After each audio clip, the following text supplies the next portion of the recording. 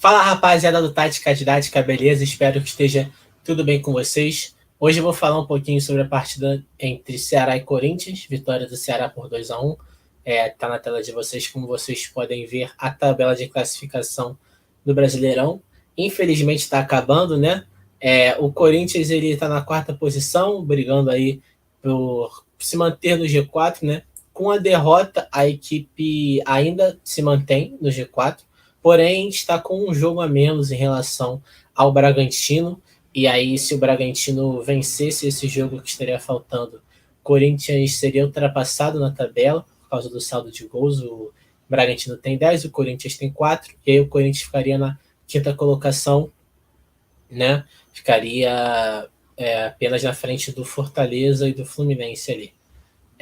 Sobre o jogo de ontem, acho que o Corinthians fez um primeiro tempo mais ou menos, o segundo tempo foi melhor, mas por alguns erros individuais a equipe acabou não saindo com a vitória. Antes da gente ir para o vídeo, né, e fazer a análise mais detalhada do jogo, queria fazer um pedido especial para vocês hoje, se vocês puderem seguir a nossa página nas redes sociais, galera. @tática didática, tanto no Twitter tanto no Instagram. No Twitter nós estamos rumo aos 10 mil seguidores, então se você puder seguir lá, vai ajudar bastante a gente. Me segue também, meu arroba tá aí embaixo, Luiz_Cristo05 no Twitter e no Instagram. E não se esqueça de deixar o seu like, se inscrever no canal, compartilhar com os amigos, não custa nada e você vai estar ajudando muito a gente, beleza? Vamos para a análise do jogo. Esse aí foi o primeiro gol, né? O gol da abertura do placar, o gol do Vina. Como vocês já sabem dos outros vídeos, o Corinthians ele costuma sair o jogo, né, no primeira fase de construção com uma estrutura de 4+1, né? Muitas vezes sendo até um 4+2 nesse jogo, teve bastante disso. Com os 4 defensores mais o Gabriel. Prioritariamente é essa estrutura.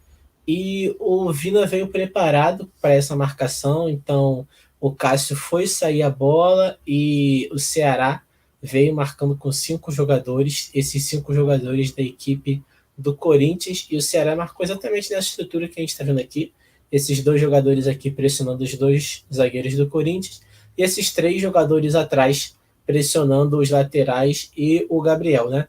Então o Cássio viu que não tinha muitas opções de passe, e ele resolveu fazer uma ligação direta para o ataque quando o passe dele foi interceptado, e aí gerou essa chance de gol aí para o Vina, né? Você não pode dar espaço para ele, é um jogador que dispensa comentários, e aí ele já abriu o placar nessa chance aí, né? Pegou o Corinthians com a defesa bagunçada, o Cássio mal posicionado, desequilibrado, enfim. Deu tudo errado por causa dessa falha individual do Cássio.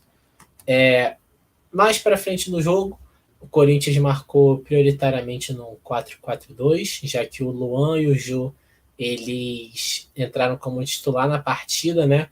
Então eles ficavam mais avançados no campo.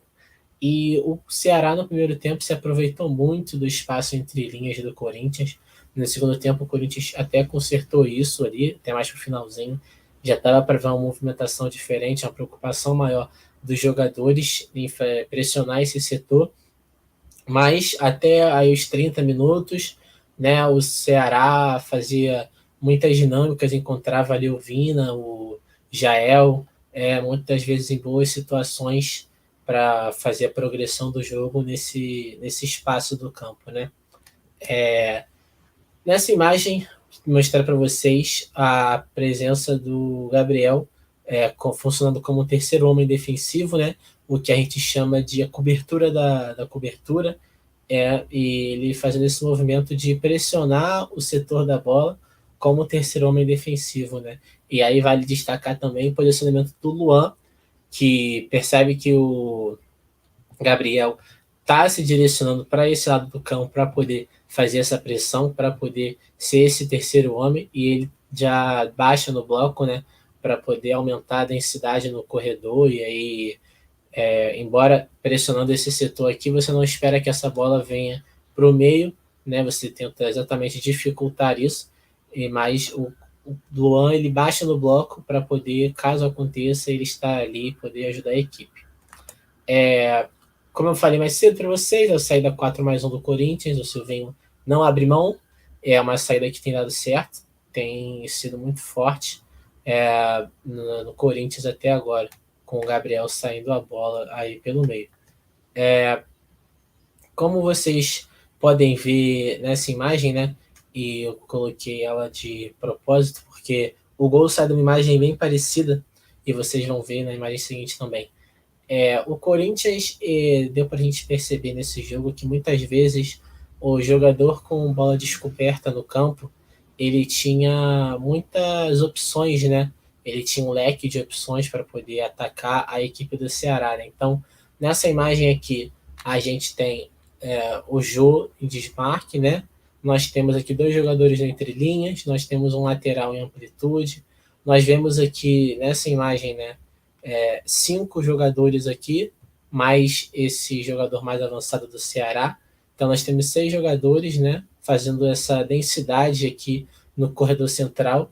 Então o jogador da bola aqui, que é o Gabriel, ele poderia também, e ele fez isso muitas vezes no jogo, fazer uma variação de corredor, né, encontrando o lado do campo menos denso, né, com espaço para o Gabriel Pereira, para o William, para o Roger Guedes poderem progredir no campo.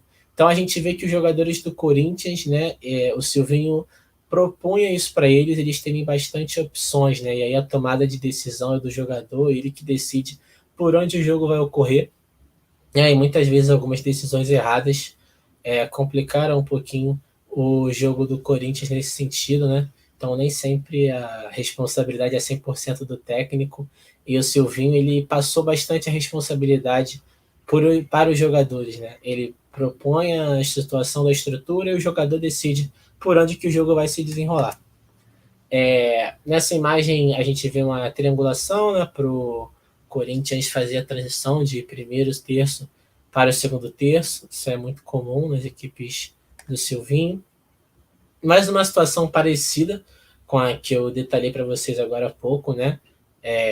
O Jô ele faz o desmarque, né? Ele sai da sua posição de pivô ali e vem para poder buscar essa bola. E aí o William faz essa movimentação de vir para o meio, ocupando as costas do Jô, né, o espaço deixado por ele. E o Lucas Piton ele faz esse movimento de atacar, né, infiltrar na defesa adversária pelo espaço deixado pelo William.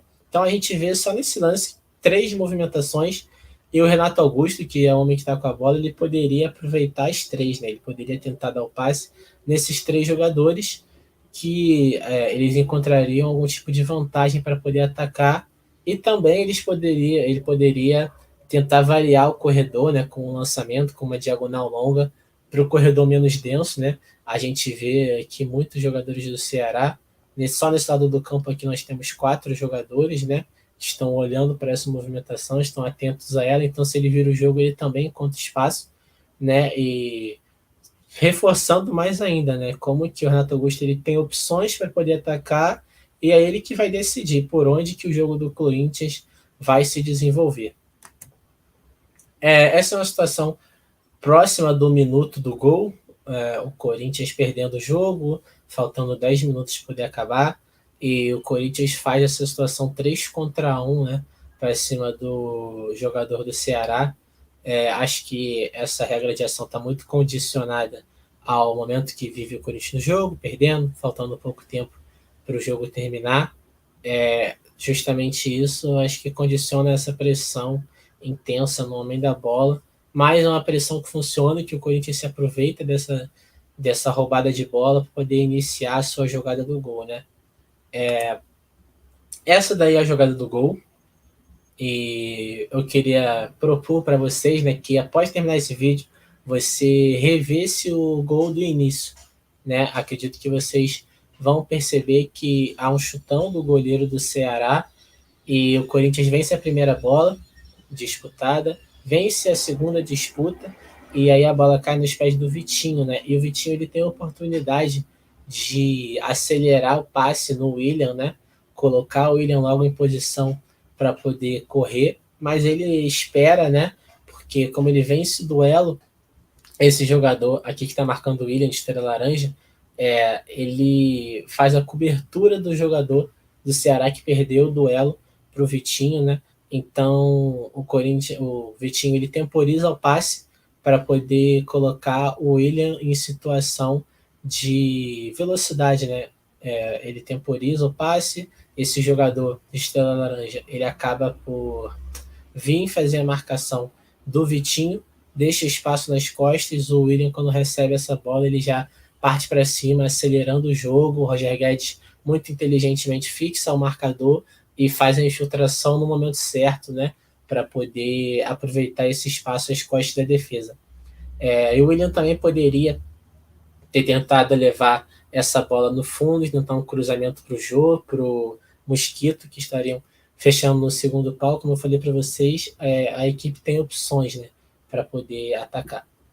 Essa é uma imagem de minutos antes do gol que eu coloquei como um problema do Corinthians que estava sendo, né, que vocês podem perceber nessa imagem aqui, o alinhamento desses três jogadores, né, próximos da baliza do adversário, e essa daqui que eles estão fora do bloco defensivo, né, o William, Roger Guedes e Renato Augusto, né, então essa mudança de posicionamento, né, gerando profundidade na equipe do adversário, acabou gerando o gol, essa mudança de postura que o Corinthians precisava ter, estava faltando no jogo, né? Eles faziam muito movimento de virar de um corredor para o outro, mas sem esse ataque, sem essa infiltração. E o gol saiu de uma jogada justamente que não estava se propondo muito no jogo do Corinthians. E no finalzinho, essa daí foi a jogada do gol, né? A gente percebe o cruzamento ele sai desse corredor aqui, né? O William fazendo a marcação desse jogador e entra na segunda trave com o Ione Gonzalez contra o João Pedro, né? E o João Pedro ele acaba perdendo o duelo contra o Ione Gonzalez, né? O Ione Gonzalez tirou vantagem do posicionamento dele, né? Enfim, o Fagner acabou saindo para a entrada do João Pedro e o João Pedro acabou falhando no gol, né? Não conseguiu vencer o duelo aéreo, né? E o Corinthians acabou perdendo o jogo. Como eu falei no início, basicamente o Corinthians perdeu por duas falhas individuais que aconteceram, uma do Cássio, outra do João Pedro, que não conseguiu vencer o duelo, né? Mas esse foi o jogo do Corinthians. Espero que vocês tenham gostado do vídeo. Deixe seu like, se inscreva no canal, compartilhe com os amigos que você vai estar ajudando bastante a gente. Não se esqueça de dar uma olhadinha lá nas nossas redes sociais, tá bom? Você vai estar ajudando bastante. Valeu, pessoal!